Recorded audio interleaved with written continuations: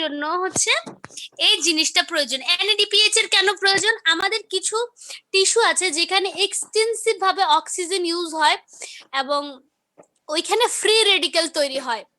ওই free radical গুলোকে neutralise করার জন্য গ্লুটাথায়নের প্রয়োজন হয়। এই গ্লুটাথায়নকে আবার রিডিউস করার জন্য তোমার প্রয়োজন হয় NADPH।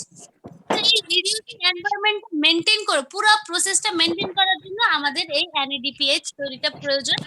এই NADPH তৈরির জন্য এই পাথওয়েটা প্রয়োজন। আমি জানি না এখন তোমরা কতটুকু বুঝতে পেরেছো। এখানে হচ্ছে কি এখন বলতে পারো যে ওই ইয়েগুলো কি তৈরি করে, ফ্রি রেডিকেল গুলো কি ক্ষতি করে? ফ্রি রেডিকেল গুলো হচ্ছে আমাদের বিভিন্ন টিস্যুর ক্ষতি করে ফেলে, আমাদের টিস্যু গুলোকে নষ্ট করে দেয়, ইয়ে করে দেয়। তো এটা আমাদের সেলের জন্য ভালো না, সেলের মধ্যে অক্সিডেটিভ স্ট্রেস তৈরি করে। সো এইসব কারণে আমাদের এই জিনিসটা হচ্ছে কি সেলের মধ্যে একটা রিডিউসিং এনভায়রনমেন্ট মেইনটেইন করতে হয়। সেই রিডিউসিং এনভায়রনমেন্ট মেইনটেইন করার জন্য আমাদের NADPH প্রয়োজন হয়। এই NADPH টা হচ্ছে প্রোভাইড করা হচ্ছে এই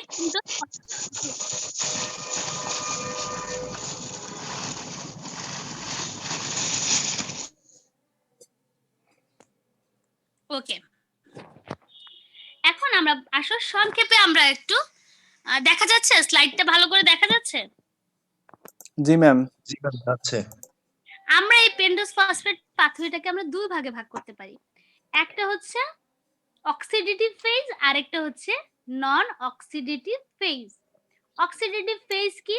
এই অক্সিডেটিভ ফেজে দেখো গ্লুকোজ থেকে 6 ফসফেট হয়, গ্লুকোজ 6 ফসফেট থেকে এই ছবিটার চাইতে এই ছবিটা বেশি ভালো। এটা একটু পরে পড়াই তোমাদেরকে।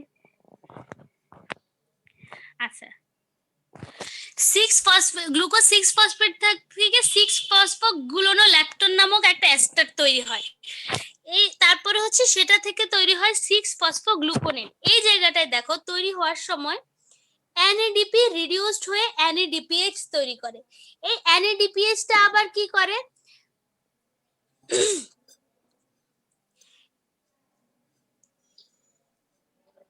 এই NADPH টা অক্সিডাইজড গ্লুটাথায়ন, এটা হচ্ছে গ্লুটাথায়নকে রিডিউসড গ্লুটাথায়নে কনভার্ট করে। ঠিক আছে, এটা এটা এটা এটা তৈরি করলো, রিডিউস হলো, সে আবার অক্সিডাইজ হয়ে গেল, এখানে সে এর ফাঁকে সে এটাকে রিডিউসড করে দিল। এই যে এই পাথওয়েটা, এই যে এটার জন্য হচ্ছে আমাদের এই পাথওয়েটা প্রয়োজন। এটা হচ্ছে এই পাথওয়ে হওয়ার একটা কারণ। তারপরে দেখো 6 ফসফোগ্লুকোনোল্যাকটোন তৈরি হয়, সেখান থেকে এর পরের স্টেপে দেখো একই জিনিস NADPH, সেটা আবার রিট্রাকটিভ বায়োসিনথেসিসের মাধ্যমে এই জিনিসগুলো তৈরি করে। মানে মূল কথা আমাদের দরকার হচ্ছে NADPH, আমরা আর ডিপে যাব না, আমাদের দরকার হচ্ছে কি NADPH। এরপরে দেখো 6 ফসফোগ্লুকোনোল্যাকটোন থেকে তৈরি হয় রাইবোলোজ 5 ফসফেট।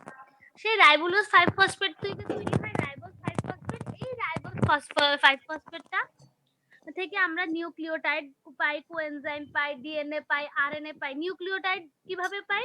ডিঅক্সিরাইবোজ, এখান থেকে একটা অক্সিজেন ছাড়িয়ে গেলে হয় ডিঅক্সিরাইবোজ, আর এমনি হয় রাইবোজ। ডিএনএ এবং আরএনএ, এটা দুটো ইম্পর্টেন্ট উপাদান কি, ডিঅক্সিরাইবোজ এবং রাইবোজ, সেটা আমরা এই পাথওয়ে থেকে পাই। এখন কথা হচ্ছে আমাদের NADPH দরকার, কিন্তু আমাদের ডিএনএ আরএনএ দরকার নেই। ঠিক আছে, এমন একটা পরিস্থিতি যে আমাদের ডিএনএ আরএনএ এখন তৈরি করার প্রয়োজন নাই, কিন্তু আমাদের এই দুইটা, এই যে এটা তৈরি প্রয়োজন। তখন কি হয়? এই স্টেজটা এই পর্যন্ত হয়, এই স্টেজটা এই পর্যন্ত হয়ে এটা আবার গ্লুকোজ 6 ফসফেটে কনভার্ট হয় অনেকগুলো স্টেপের মাধ্যমে। সেই স্টেপগুলোর মাধ্যমে, স্টেপগুলো কি আমরা দেখব। তো এই যে রাইবোলোজ 5 ফসফেট থেকে যে গ্লুকোজ 6 ফসফেট তৈরি হওয়াটা, আবার এই প্রসেসটাকে আমরা বলি নন অক্সিডেটিভ ফেজ।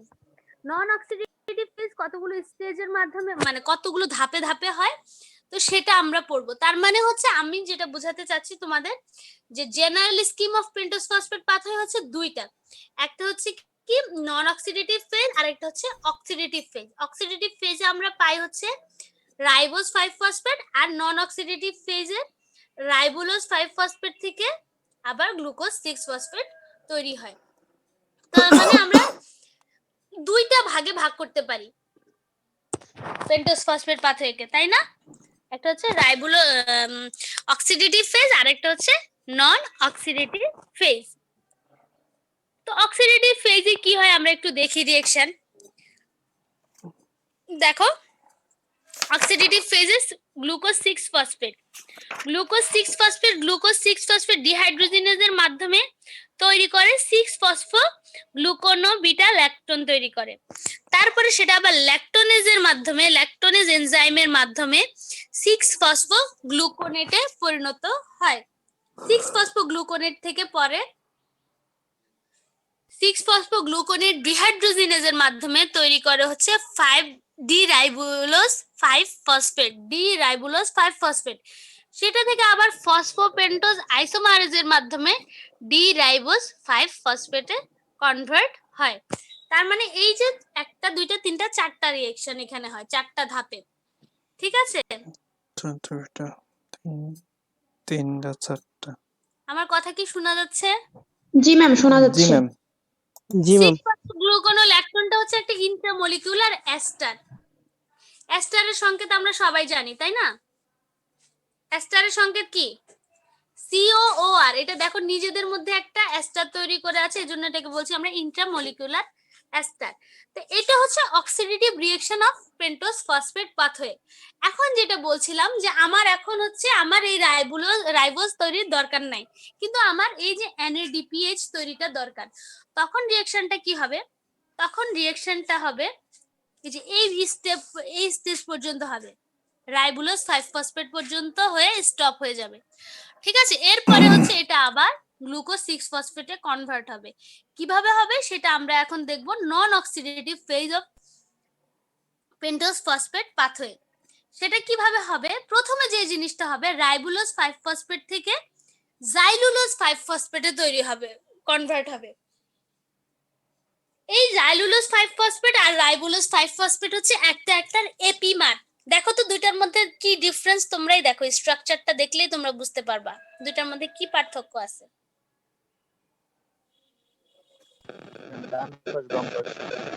ম্যাম নিচের থেকে 3 নম্বরে চেঞ্জ আছে ম্যাম। নিচ না নিচ উপর আমি শুনবো না, তোমরা জানো না কোন দিক থেকে মার্কিং করতে হয়? মার্কিং করতে হয় কার থেকে?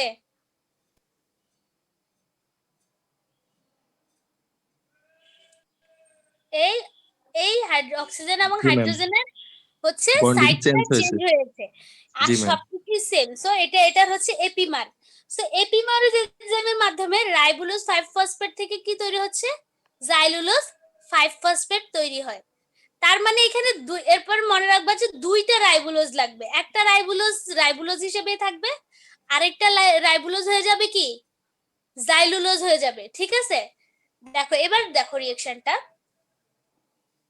এখানে অনেকে ভুল করে যে রাইবোজ তো রাইবোলোজ যদি জাইলুলোজ হয়ে যায় তাহলে এখানে কোত্থেকে আসলো, এটা একটা সবাই ভুল করে। কিন্তু না, এটা ভুল করার কিছু না। এখানে দুইটা মলিকিউল ইউজ হয়েছে, একটা রাইবোলোজটা জাইলুলোজ হবে, আরেকটা রাইবোলোজটা রাইবোজ হয়ে যাবে। এই দুইটা মিলে কি করবে জানো? এই দুইটা মিলে তৈরি করবে এটা। আচ্ছা, এর আগে বলে নি, এটা হচ্ছে 5 কার্বন, এটাও হচ্ছে 5 কার্বন।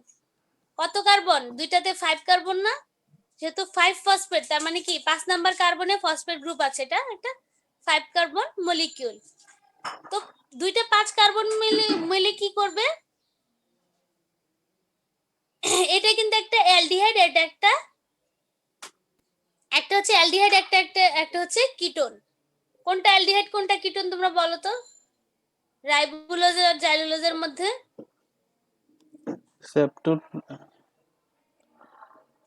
দেখো এটা একটা কিটোন, জাইলুলোজটা কি? একটা কিটোন। আর রাইবোলোজ দেখো একটা রাইবোজটা হচ্ছে একটা অ্যালডিহাইড আর জাইলুলোজ হচ্ছে একটা কিটোন। তো এইখানে মূলত হচ্ছে কি একটা অ্যালডিহাইড একটা কিটোন। এখানে যে ঘটনাটা ঘটবে, প্রথমে হচ্ছে কার্বন নাম্বার 1 এবং কার্বন নাম্বার 2 জাইলুলোজের 1 নাম্বার এবং 2 নাম্বার গিয়ে হচ্ছে রাইবোজের সাথে গিয়ে বসে যাবে। ঠিক আছে, এখানে যে 1 নাম্বার 2 নাম্বার কার্বন সেটা গিয়ে রাইবোজের সাথে অ্যাড হয়ে যাবে, ফলে রাইবোজ হয়ে যাবে কি সিডোহেপ্টুলোজ। সিডোহেপ্টুলোজ একটা 7 কার্বন মলিকিউল, 7 কার্বন মলিকিউল। আর জাইলুলোজটা তাহলে একটা কিসে তৈরি হয়ে যাবে, একটা 3 কার্বন একটা কম্পাউন্ড গ্লিসারেলডিহাইডে পরিণত হবে। এরপরে দেখো এই দুইটা মিলে এবারে গ্লিসারেলডিহাইড এবং সিডোহেপ্টুলোজ মিলে তৈরি করবে হচ্ছে ফ্রুক্টোজ 6 ফসফেট। ফ্রুক্টোজ কত কার্বন?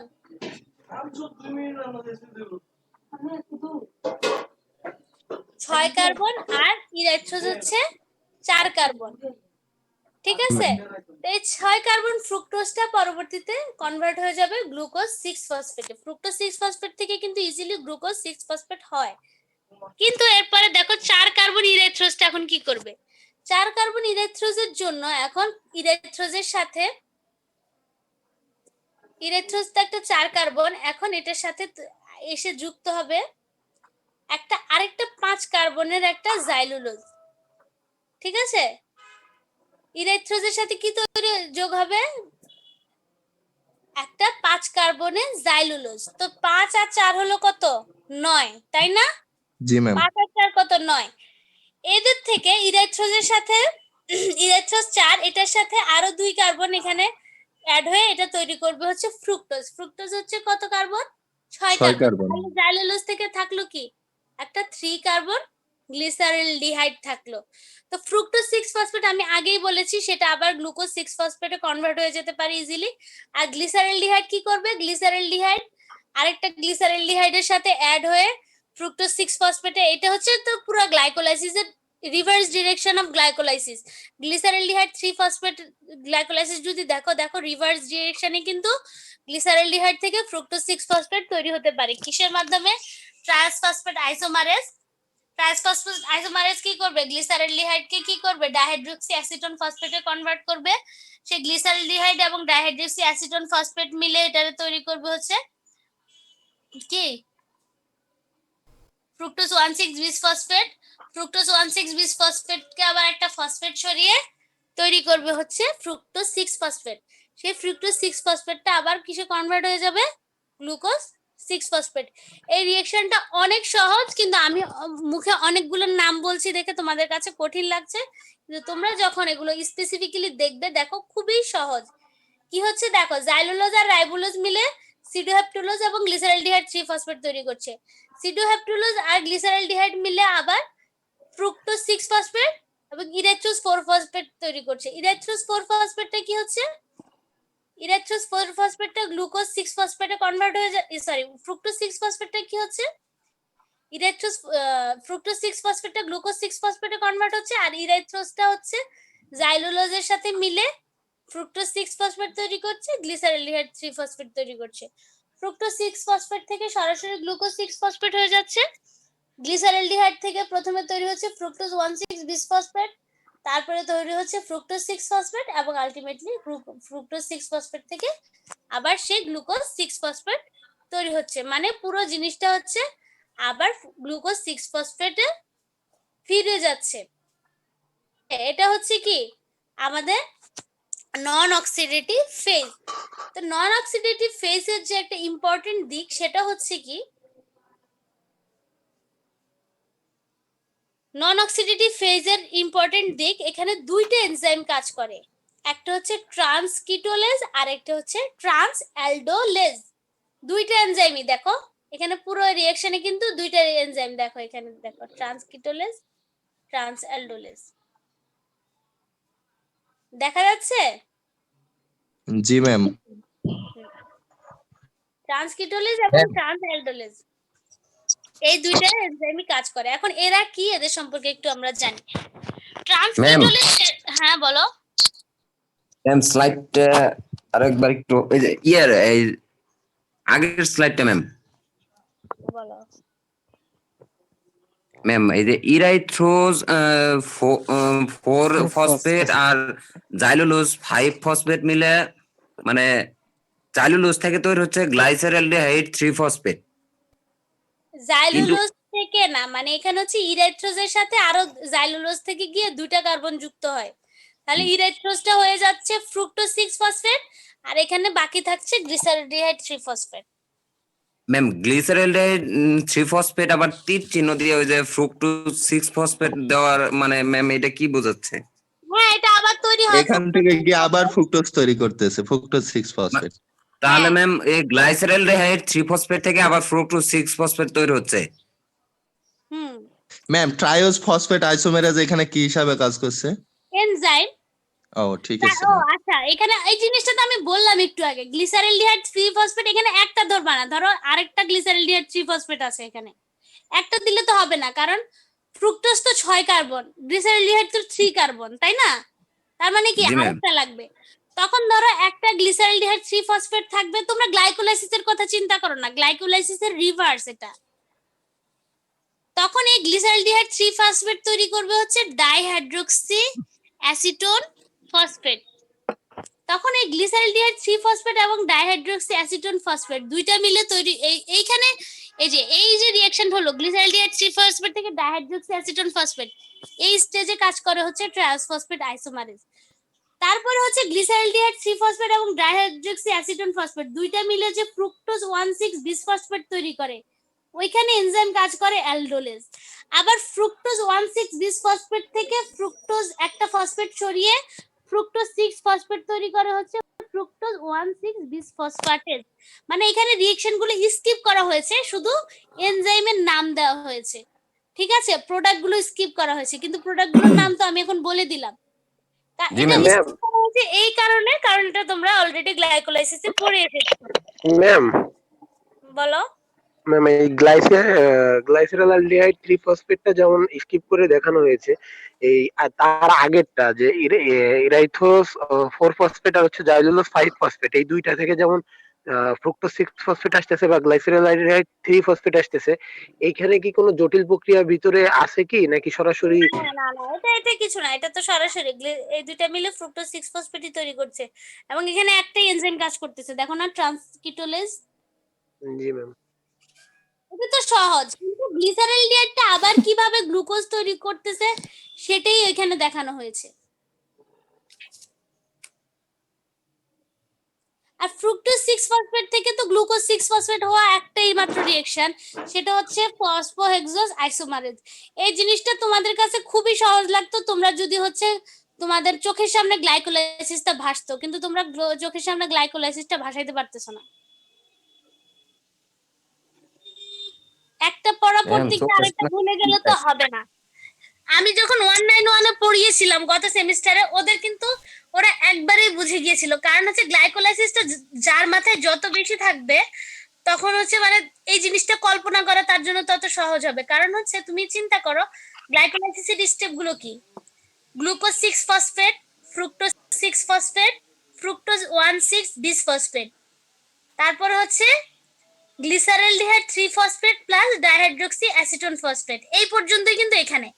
এখন তুমি এটা উল্টা দিকে চিন্তা করো, ডাইহাইড্রোক্সি অ্যাসিটোন ফসফেট এবং গ্লিসারোলডিহাইড 3 ফসফেট, সেখান থেকে কি হচ্ছে ফ্রুক্টোজ 1,6 বিসফসফেট হচ্ছে, সেই ফ্রুক্টোজ 1,6 বিসফসফেট থেকে তৈরি হচ্ছে ফ্রুক্টোজ 6 ফসফেট, এবং ফ্রুক্টোজ 6 ফসফেট থেকে glucose 6 phosphate, just reverse reaction, আর কিছুই না, উল্টা দিক থেকে। বুঝতে পেরেছো এবার? জি ম্যাম। কিন্তু ম্যাম গ্লিসারোলডিহাইড 3 ফসফেট থেকে যখন ফ্রুক্টোজ 6 ফসফেট হয়, কিন্তু মাঝখানে যে ম্যাম ওই যে অ্যালডোজ ট্রায়োজ ফসফেট আইসোমারাইজ ম্যাম, এখানে যে স্কিপ করা যে রিঅ্যাকশন গুলো আছে ম্যাম, এটার জন্য প্রবলেমটা হচ্ছে ম্যাম, বাকিটা ঠিক আছে। গ্লাইকোলাইসিস মনে থাকতো? এনজাইম গুলো কি তোমাদের কাছে অপরিচিত? গ্লাইকোলাইসিসের পেজটা খোলো তো। জি ম্যাম। এনজাইম গুলো কি অপরিচিত? ম্যাম অপরিচিত না ম্যাম, আমি দেখাচ্ছি, দাঁড়াও এক্ষুনি দেখাচ্ছি, তাহলে বুঝতা যে তোমরা আসলে পড়াশোনা পিছনেরটা যে সব খেয়ে ফেলো, এটা হচ্ছে তোমাদের প্রমাণ। এই যে দেখো, এই জিনিসটা দেখো, এই জাস্ট এরকম প্রিপারেটরি ফেজটাই দেখো তো, কোন স্টেজে কোন এনজাইম, এগুলো পরিচিত কিনা। বাম দিকে তাকাও, ডান দিকে তাকাও, এই যে ট্রায়োজ ফসফেট আইসোমারেজ, অ্যালডোলেজ, ফসফোফ্রুক্টোকাইনেজ 1। শুধু জি একটা ম্যাম। ভিন্ন, এই যে দেখো এগুলো সব ডাবল রিঅ্যাকশন দেখতে পাচ্ছ, এগুলো সব ডাবল রিঅ্যাকশন দেখতে পাচ্ছ, মানে এগুলো হচ্ছে রিভার্স রিঅ্যাকশন হয়, ঠিক আছে।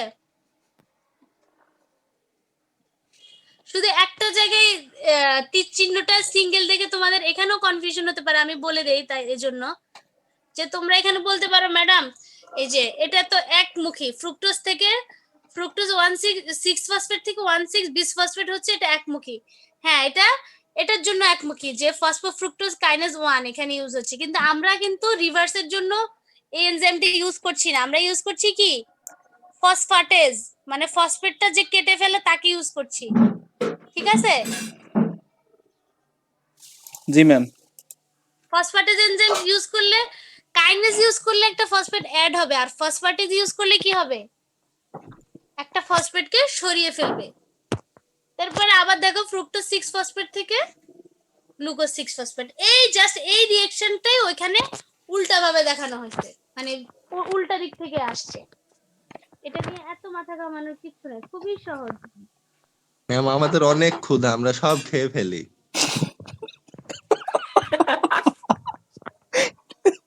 এখন যাই হোক, এখন বুঝতে পারছো তো, জিনিসটা ক্লিয়ার হয়েছে এখন?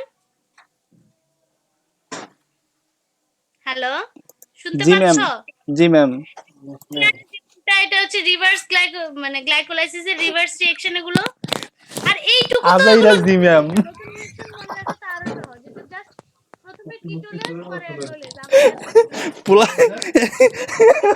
পোলা পান গ্রুপ উড়ে লইতাছে, গ্রুপ কয় বুঝি না বালডাও কালিজি। Trans ketolase catalyze the transfer of a 2 carbon fragment from a ketose donor to a aldose acceptor. Trans ketolase কি করে, সে আছে একটা কিটোজ ডোনার, মানে একটা কিটোন থেকে 2 কার্বন ফ্র্যাগমেন্ট নিয়ে সে একটা অ্যালডোলেজের মধ্যে অ্যাড করে দেয়, ঠিক আছে।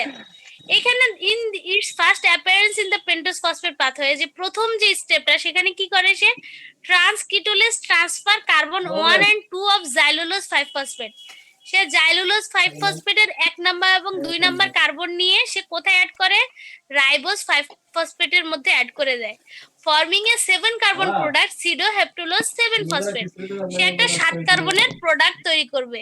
ফলে জাইলোলোজে কয়টা কার্বন থাকলো, 3টা কার্বন, এবং সেটা কি তৈরি করে, glyceraldehyde 3 phosphate, phosphate. Glyceraldehyde 3 phosphate তৈরি করে। তারপরে দেখো ট্রান্স অ্যালডোলেজ কি করে, transaldolase catalysed a reaction similar to the aldolase reaction of glycolysis. Transaldolase যেটা করে সেটা হচ্ছে গ্লাইকোলাইসিসে সে অ্যালডোলেজ রিঅ্যাকশনটা, অ্যালডোলেজ যেই কাজ করে ট্রান্স অ্যালডোলেজও সেই কাজই করে। সেই কাজটা কি, a 3 carbon fragment is removed from the sedoheptulose 7 phosphate, এই সিডোহেপ্টুলোজ থেকে একটা 3 কার্বন সে সরায় ফেলে, সরায় কি করে, কনডেন্স উইথ গ্লিসারলডিহাইড 3 ফসফেট, এটাকে সে সরায় গ্লিসারলডিহাইড 3 ফসফেটের সাথে অ্যাড করে দেয়। কি করে সে, সিডোহেপ্টুলোজ থেকে একটা 3 কার্বন ফ্র্যাগমেন্ট সরায় অ্যাড করে কার সাথে, গ্লিসারলডিহাইড 3 ফসফেটের সাথে। তারপরে 3 কার্বন দুইটা যোগ হয়ে কি হয়, একটা 6 কার্বনের প্রোডাক্ট তৈরি করে। সেই 6 কার্বন প্রোডাক্টটার নাম কি, ফ্রুক্টোজ 6 ফসফেট। কি নাম, ma'am hello, fructose 6 phosphate. 6 phosphate. ফলে সিডোহেপ্টুলোজ থেকে 7টা থেকে 4টা চলে গেল, 3টা চলে গেল, আর বাকি কয়টা থাকে, 4টা। 4টা সেই 4 কার্বন প্রোডাক্টটা হচ্ছে ইরাইথ্রোজ, 4 কার্বন প্রোডাক্টটা কি, ইরাইথ্রোজ। এবং এই ইরাইথ্রোজের সাথে এখন আবার এসে একটা জাইলুলোজ অ্যাড হয়, তখন এই জাইলুলোজটা আবার কি করে, জাইলুলোজটা আবার 2টা কার্বন দিয়ে দেয় কাকে, ইরাইথ্রোজকে, তখন সেই ইরাইথ্রোজটা আবার গ্লুকোজ 6 ফসফেট ফ্রুক্টোজ 6 ফসফেট হয়ে যায়, ফ্রুক্টোজ 6 ফসফেট থেকে আবার সে গ্লুকোজ 6 ফসফেট হয়, আর বাকি থাকে কি, গ্লিসারলডিহাইড 3 ফসফেট, তখন এই গ্লিসারলডিহাইড 3 ফসফেটটা আবার ওয়াও, জাস্ট ওয়াও হইছে।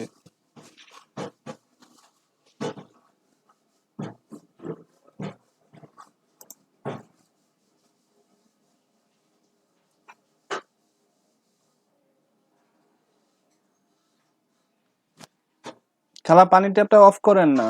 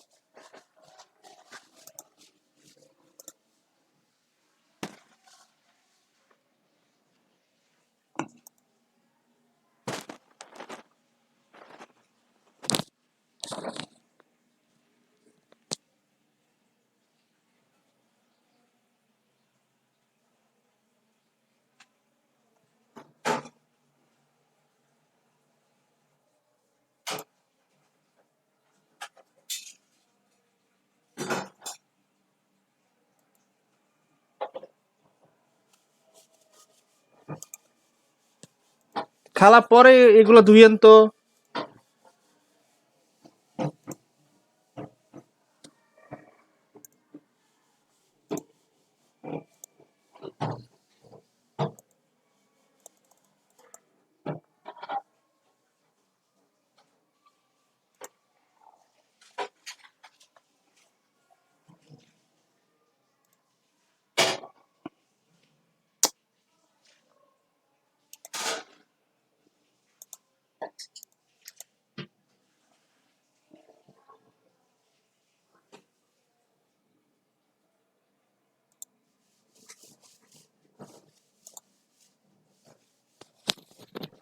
এ খালা,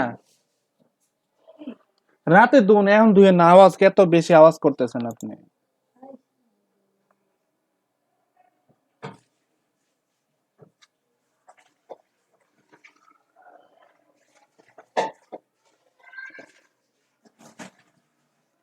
পাঁচটা বাজে এসে পড়বেন, 7টায় আমার ক্লাস আছে। নয় 8টার পরে আইবেন, 8টার পরে আইবেন, 8টার পরে।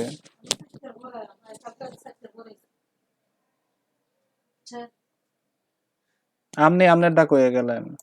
না, আমি তো কইতেছেন রাত 8টার পরে। 7টার পরে আইবেন, 7টা। আমি তো কালকে বুঝতে 7টার পর আজ জয় আর 7টার। আইয়েন যান তো, 4টা বাজে আইয়েন না।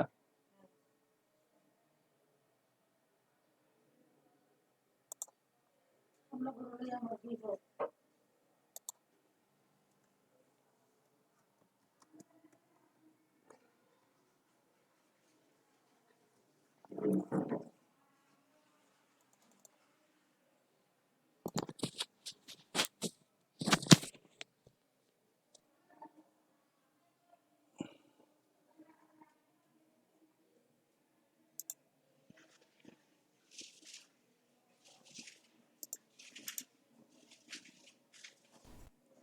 একটা ডিজিজ আছে, সেটা হলে কি হয়, ট্রান্সক্রিপ্টোলেজের কি হয়, টিপিপির প্রতি না অ্যাট্রাকশনটা কমে যায়, অ্যাফিনিটিটা কমে যায়।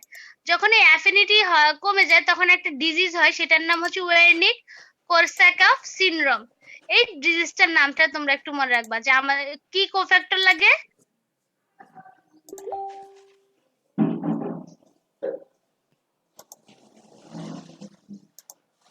অ্যাট্রাকশনটা একটু কমে যায়, তখন হচ্ছে একটা ডিজিজ হয়।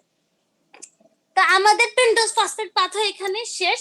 আমাদের লাস্ট যে টপিকসটা সেটা নিয়ে আমরা একটু কথা বলবো, সেই টপিকসটাও খুবই ছোট, তাহলে আমাদের সিলেবাস মোটামুটি শেষ। শুরু করলাম, সেটা হচ্ছে ফেট অফ কার্বোহাইড্রেটস। এতদিন এতক্ষণ আমরা কি নিয়ে কথা বলছি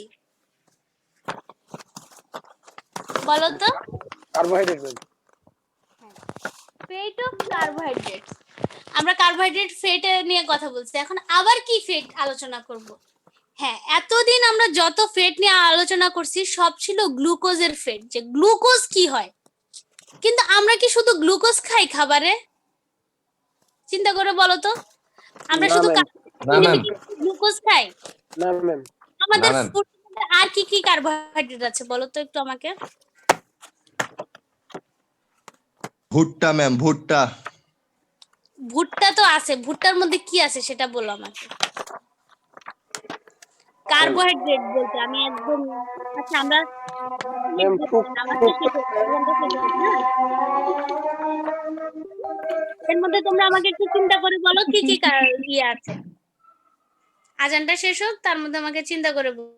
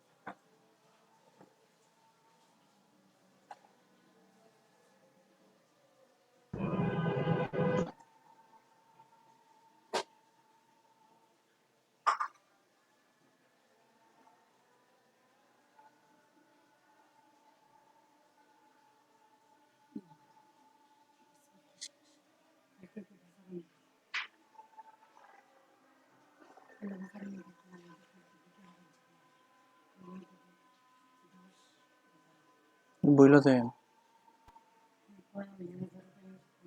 না তো এটারে কইয়া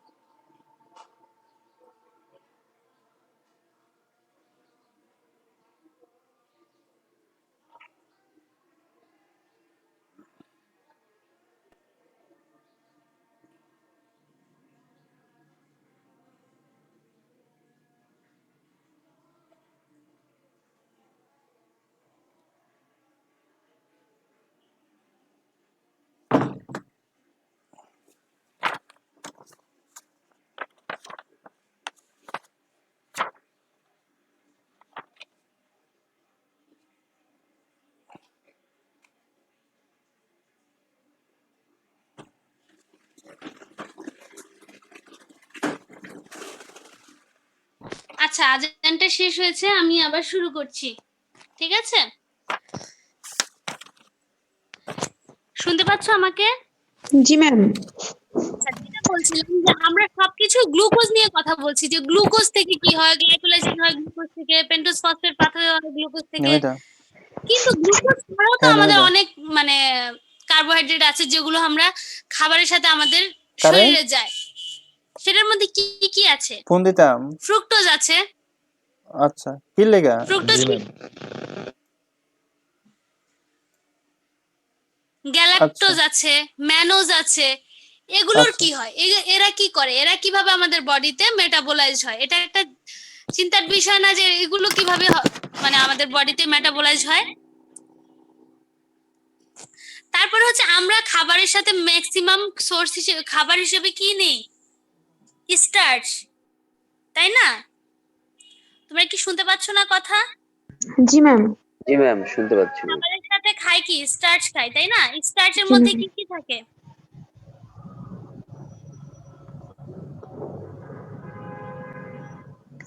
অ্যামাইলোজ থেকে অ্যামাইলোপেকটিন থাকে। এগুলো কি পড়ো নাই তোমরা? হুম? পড়েছো না পড়ো নাই? ম্যাম পড়েছি, মনে নাই। আমাকে আমাদেরকে হিউম্যান ফিজিওলজি কে পড়িয়েছে? মানে কে পড়িয়েছে সেটা দরকার নাই, ইম্পর্টেন্টলি যে কি পড়েছো তোমরা? হিউম্যান ফিজিওলজিতে পড়োনি যে কার্বোহাইড্রেট ডাইজেশন কোথা থেকে শুরু হয়? স্টোমাক থেকে তো স্টোমাক থেকে? মাউথ থেকে। মাউথে কি থাকে? সেলাইভা থেকে সেলাইভা ম্যাম। Salivary amylase. লাইব্রেরি এমএলএ। অ্যামাইলেজ হচ্ছে স্টার্চকে ভাঙে। তো কার্বোহাইড্রেট ডাইজেশন শুরু হয় হচ্ছে মাউথ থেকে। স্টোমাকে কার্বোহাইড্রেট ডাইজেস্ট হয় না, ঠিক আছে? কারণ হচ্ছে স্টোমাকের পিএইচ এ অ্যামাইলেজ এনজাইমটা কাজ করতে পারে না, সেজন্য স্টোমাকে কখনো কার্বোহাইড্রেট ডাইজেশন হয় না। তা আমরা শুরু করি। For most human starch is the major source of carbohydrate in the diet, তাই না? আমাদের আলুতে স্টার্চ থাকে, চালে স্টার্চ থাকে, তার মানে আমাদের ডায়েটের একটা মেইন অংশ কি? Starch. Digestion began in the mouth where salivary amylase hydrolyzed the internal glycosidic linkage of the starch. স্টার্চের যে ইন্টারনাল গ্লাইকোসাইডিক লিঙ্কেজ আছে সেটা ভেঙে ফেলে কে? অ্যামাইলেজ নামক এনজাইম। অ্যামাইলেজ এটাকে ভেঙে কি করে? শর্ট ফ্রেগমেন্ট অফ অলিগোস্যাকারাইড তৈরি করে। মানে এটাকে ভেঙে ভেঙে ছোট ছোট পলিস্যাকারাইড এবং অলিগোস্যাকারাইড তৈরি করে। তারপরে কি হয়? স্টোমাকে যায় খাবারটা, তাই না? খাবারের মন্ডটা তারপরে যায় কোথায়? মাউথ থেকে যায় স্টোমাকে। স্টোমাকে আমি যেটা বলছিলাম, স্টোমাকে কোনো ধরনের খাবারের ডাইজেশন হয় না। কেন হয় না?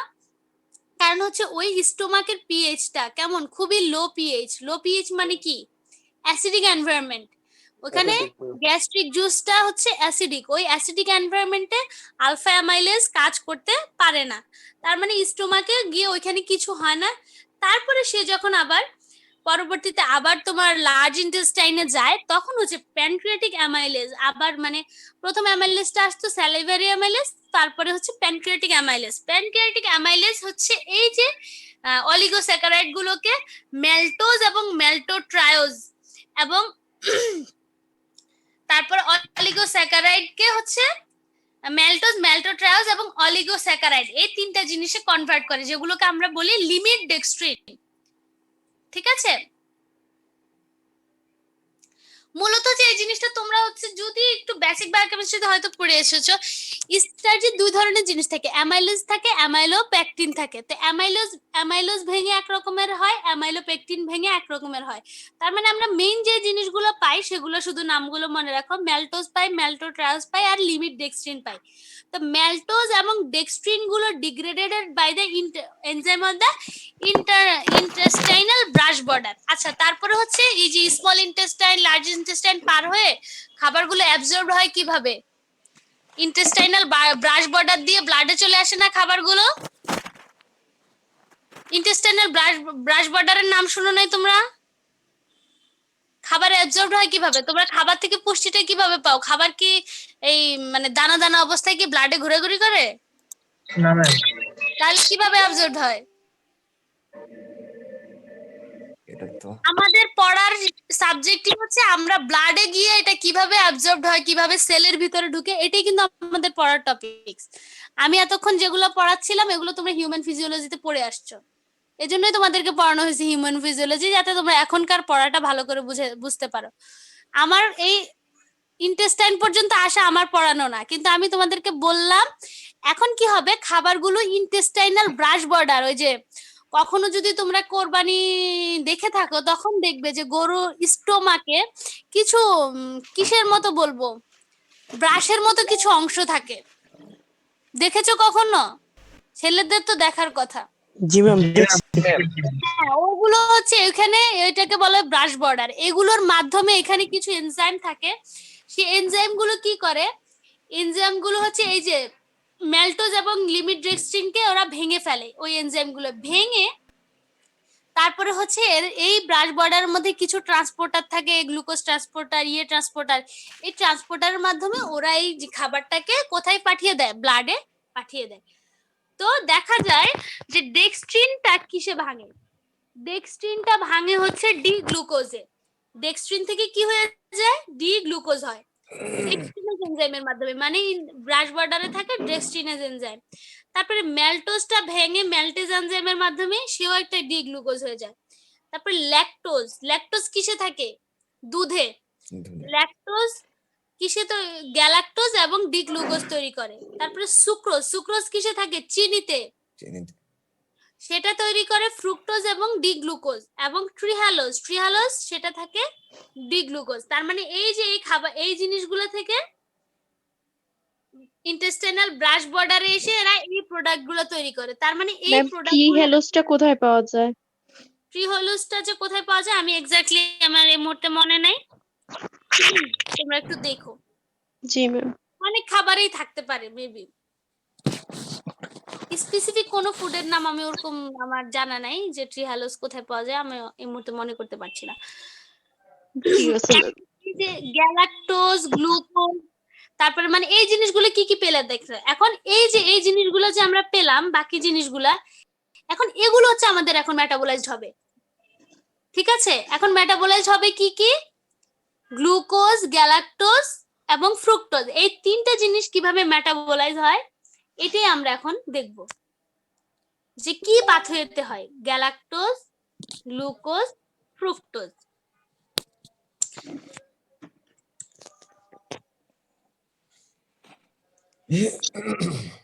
ফ্রুক্টোজ, ফ্রুক্টোজটা কি হয়? ডি ফ্রুক্টোজটা যখন এটা ডি ফ্রুক্টোজটা হচ্ছে ফ্রি সুগার হিসেবে অনেক ফ্রুটের মধ্যে থাকে, যেটাকে আমরা ফ্রুট সুগার বলি। সেটা হচ্ছে ফ্রুক্টোজটা কি হয়, ফ্রুক্টোজটা এটিপির সাহায্যে ফ্রুক্টোজ 6 ফসফেট হয়। ফ্রুক্টোজ 6 ফসফেট হলে এটা হচ্ছে the fructose entry into glycolysis in the muscle and kidney.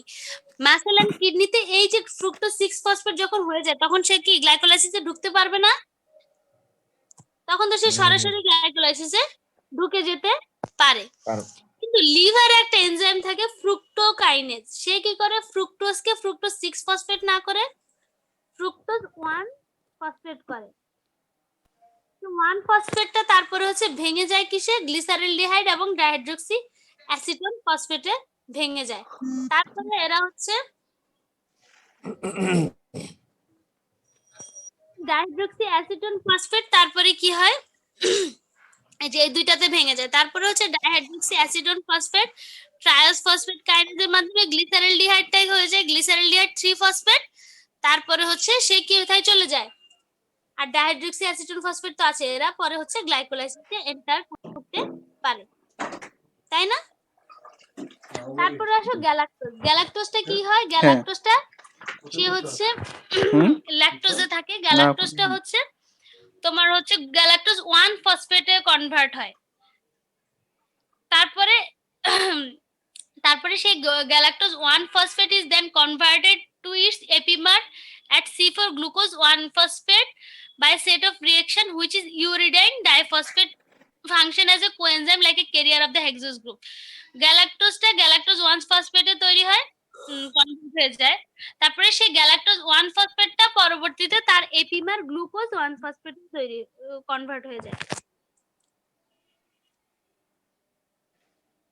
ঠিক আছে, গ্যালাক্টোজ 1 ফসফেটটা কি হয়, গ্লুকোজ 1 ফসফেটে কনভার্ট হয়ে যায়। এখন এই যে এনজাইমটা বললাম গ্যালাক্টোজ 1 ফসফেট থেকে গ্লুকোজ 1 ফসফেট হওয়া, এই পাথওয়েটাতে তোমার 3টে এনজাইম আছে। এটার হচ্ছে যে কোনো একটা এনজাইমেও যদি তোমার কোনো ডিফেক্ট থাকে, তাহলে কি হয়, এই গ্যালাক্টোজটা মেটাবোলাইজ হতে পারে না। তখন গ্যালাক্টোজটা মেটাবোলাইজ যদি না হয়, তাহলে একটা ডিজিজ হয় গ্যালাক্টোসেমিয়া। তার মধ্যে একটা এনজাইম আছে গ্যালাক্টোকাইনেজ। এই গ্যালাক্টোকাইনেজ হচ্ছে যখন ডেফিসিয়েন্সি হয়, তখন যে গ্যালাক্টোসেমিয়া হয়, সেই গ্যালাক্টোসেমিয়ায় গ্যালাক্টোজটা হচ্ছে কোথায় জমা হয়, ব্লাড এবং ইউরিনে পাওয়া যায়, এবং এটা ক্যাটারেক্ট মানে হচ্ছে চোখের ছানি, ক্যাটারেক্ট ডেভেলপ করে। কারণ হচ্ছে গ্যালাক্টোজটা গ্যালাকটিকলে কনভার্ট হয়, এই গ্যালাকটিকলটা চোখের মধ্যে জমা হয়ে ছানি তৈরি করে। এরপরে আসো ম্যানোজ। ম্যানোজটা কি করে, ম্যানোজটা হচ্ছে এটিপি মাধ্যমে আছে একটা কাইনেজ এনজাইমের মাধ্যমে ম্যানোজ 6 ফসফেট হয়ে যায়। ম্যানোজ 6 ফসফেটটা পরবর্তীতে তার আইসোমার ফ্রুক্টোজ 6 ফসফেটে কনভার্ট হয়ে যায় ফসফোম্যানোজ আইসোমারেজ এনজাইমের মাধ্যমে। ঠিক আছে, তো এই ছিল আমাদের এই চ্যাপ্টারটা, এবং এই চ্যাপ্টার পড়ানোর মধ্য দিয়ে আমাদের শেষ হয়ে গেল মেটাবলিজম চ্যাপ্টারটা। এখন আমি জানি না তোমাদেরকে কতটুকু বুঝাইতে পারলাম আমি, তোমরা এবার কতটুকু বুঝলা বলো। ম্যাম, ফ্রুক্টোজ 6 ফসফেট যেটা সরাসরি গ্লাইকোলাইসিসে যাওয়ার সুযোগ থাকে, এটা কি ওইভাবে যায় নাকি লিভারের যে ইয়াটা দেখানো হয়েছে এইটাই হয়, না দুইটাই হয়? দুইটাই হয়, একটা বলেছিলাম না মাসেল এবং কিডনি, আরেকটা হচ্ছে লিভার। মাসেল ও কিডনিতে সরাসরি ঢুকে, আর লিভারে হচ্ছে ওই যে 1 হয়ে তারপরে ওই পাথওয়েটা হয়। বুঝতে পেরেছি ম্যাম। দুইটা জায়গায় দুই রকমের হয়। তো ঠিক আছে, তোমাদেরকে কিছু জিজ্ঞাসা করার আছে? আচ্ছা, নেক্সট ফ্রাইডে আমাদের তাহলে ক্লাসটা হবে সলভ ক্লাস। জি ম্যাম। আমাদের যত সমস্যা আমরা সেদিন আলাপ করব, আর আমাদের একটা পরীক্ষা নেওয়ার কথা। এখন আমি এই সপ্তাহে আসলে খুবই ব্যস্ত, আমি সময় দিতে পারছি না, তো আমি নেক্সট উইকে পরীক্ষাটা নিতে চাচ্ছি, আগামী ফ্রাইডের পরে। তোমাদের সমস্যা আছে? না ম্যাম, আমাদের সমস্যা না নাই। ম্যাম। তবে ম্যাম 17 তারিখ না ম্যাম। জি না ম্যাম। 17 তারিখ না, কবে দিবা? 18? জি ম্যাম, 18 তো পরীক্ষা। ম্যাম তাহলে ম্যাম 17 বাদে 15-17 তাহলে 16 দাও। ম্যাম আপনি চাইলে, আমাদের তো পরীক্ষা এটা 22 তারিখ, আপনি চাইলে আপনি ইয়া করতে পারেন, আগে নিতে পারেন, 21 তারিখ বা 20 তারিখ নিতে পারেন ম্যাম। না না, এত রিস্ক নেওয়া যাবে না, পরীক্ষা বাচ্চার পরীক্ষা ফেলানো যাবে না। কারণ ওই সময় আমার অনেক কাজ থাকবে, কারণ আমার 3 দিনের মধ্যে খাতা জমা দিতে হবে, আমি ওই সময় তোমাদের পারবো না। তোমরা 15 তারিখ 16 তারিখ নাও। ম্যাম আরে 16 তারিখ মোর্শেদ তো একটা কাজ শনিবার ম্যাম। শনিবার কি হয়েছে? ম্যাম শনিবার একটু প্রবলেম আছে। 15 তারিখ আর 17 তারিখ বললা, 16 তারিখ তো কোনো প্রবলেম বলো নাই। ম্যাম 17 তারিখ আমাদের আরেকটা পরীক্ষা আছে ম্যাম, এই জন্য। 16 তারিখ তো কি হয়েছে, 16 তারিখ আর নেই।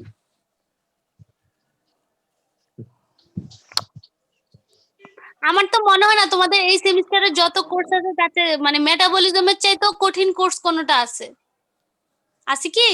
ম্যাম এনজাইম আছে ম্যাম।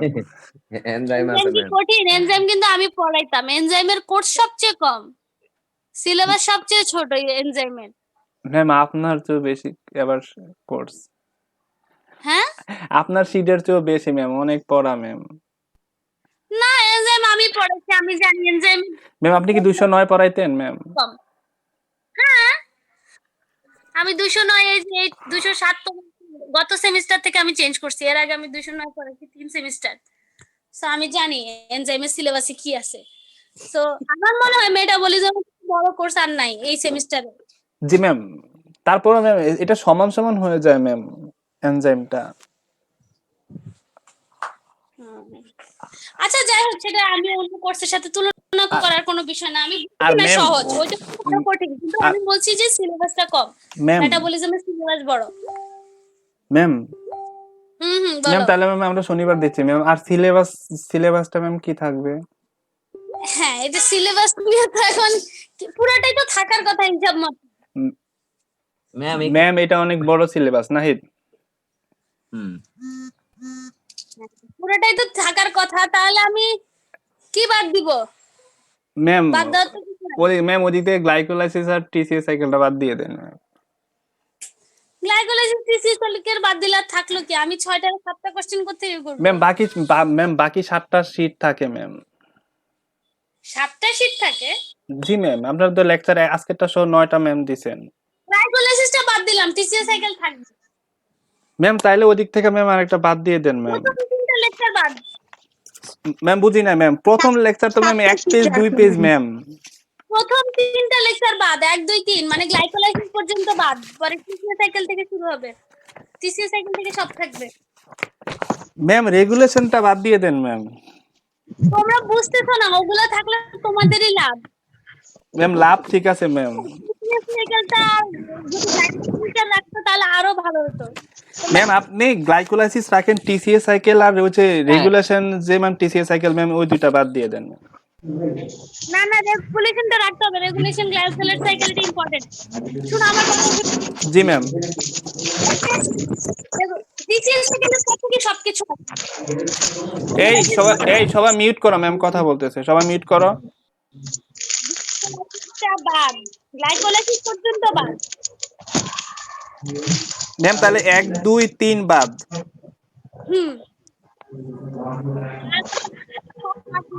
ম্যাম ম্যাম তাহলে রেগুলেশন যদি রাখেন তাহলে রেগুলেশন থেকে ওইগুলা রাখেন ম্যাম। বললাম তো 1 2 3 বাদ, পর্যন্ত বাদ, বাকি সব আছে। ম্যাম 4টাও কি বাদ দেওয়া যায় না? বাকি তো ওখানে ইয়া থাকে। না না না, আর কিছু বাদ দেওয়া যাবে না। আচ্ছা ম্যাম ঠিক আছে। অনেক কমিয়েছে। আর কোশ্চেন করা যায় না, না হলে আমি ম্যাম ওদিক থেকে রেগুলেশন আছে, এরপরে বা ম্যাম আরেকটা আছে যে আজকে পেন্টোফসফেট পড়াইলেন, অক্সিডেটিভ। আমার কথা শোনো, TCA cycle, regulation of TCA cycle, glycolysis cycle, anaerobic rate of pyruvate, transport chain, pentose phosphate pathway, rate of carbohydrate.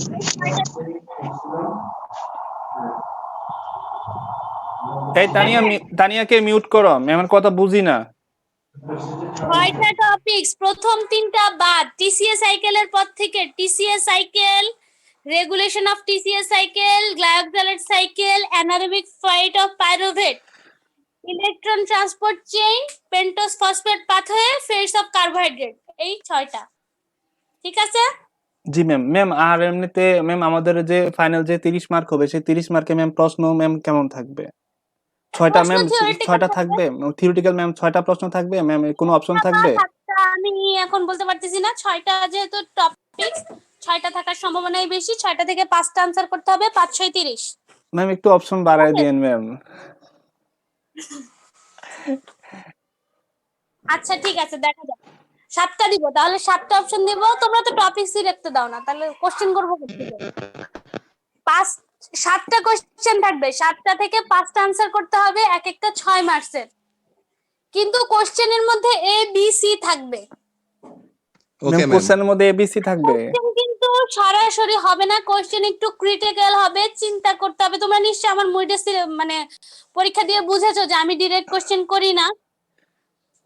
G ma'am. Time একটু বাড়াই দিলেই হবে।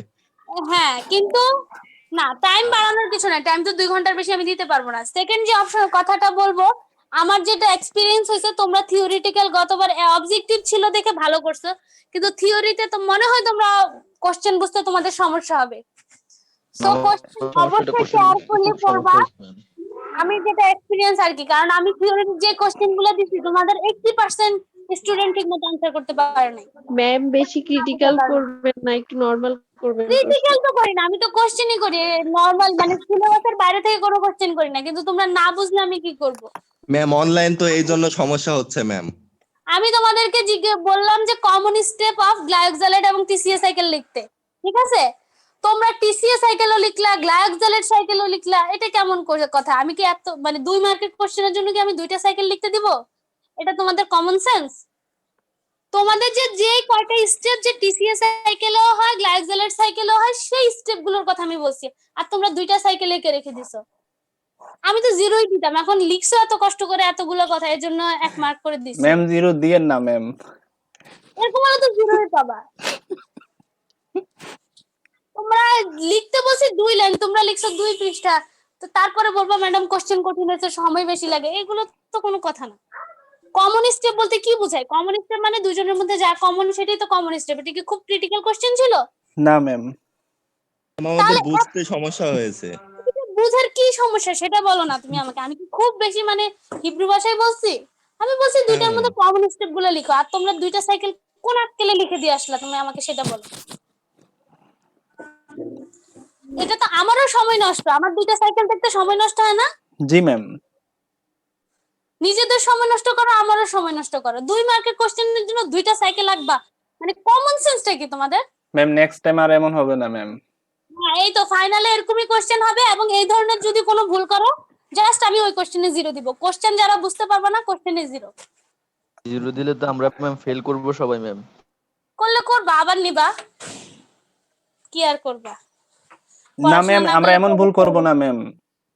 হ্যাঁ, আমি তো অনলাইনেই থাকি, কনফিউশন থাকলে হয়তো আমার সাথে একটু ক্লিয়ার হয়ে নিতে পারো পরীক্ষার হলে, কিন্তু না, একটা কোশ্চেনে তো কেউ জিজ্ঞেস করো নাই যে ম্যাডাম এই কোশ্চেনটা কি বুঝাইতে চাইছেন, সেখানে তো আমার কথা একটা হিংস পাইতাম না? জি ম্যাম, আসলে ম্যাম আমাদেরই ভুল হয়েছে ম্যাম। ঠিক আছে, ভালো থেকো। জি ম্যাম, আসসালামু আলাইকুম। আসসালামু আলাইকুম ম্যাম।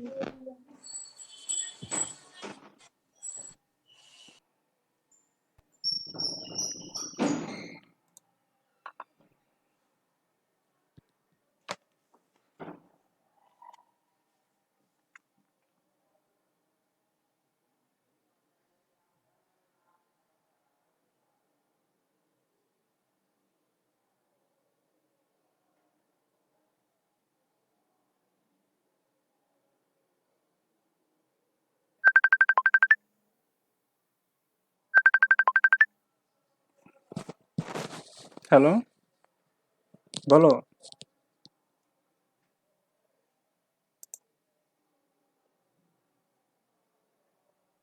না না, পরে পেড করবা কেন তুমি?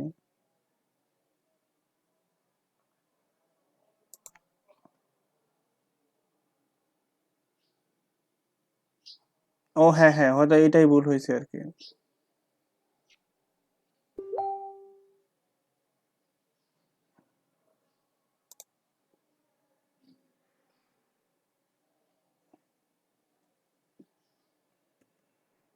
না না, আর প্রবলেম হবে না, প্যারা নিও না। না না, ভয় পাওয়ার কিছু নাই। ওকে। হুম।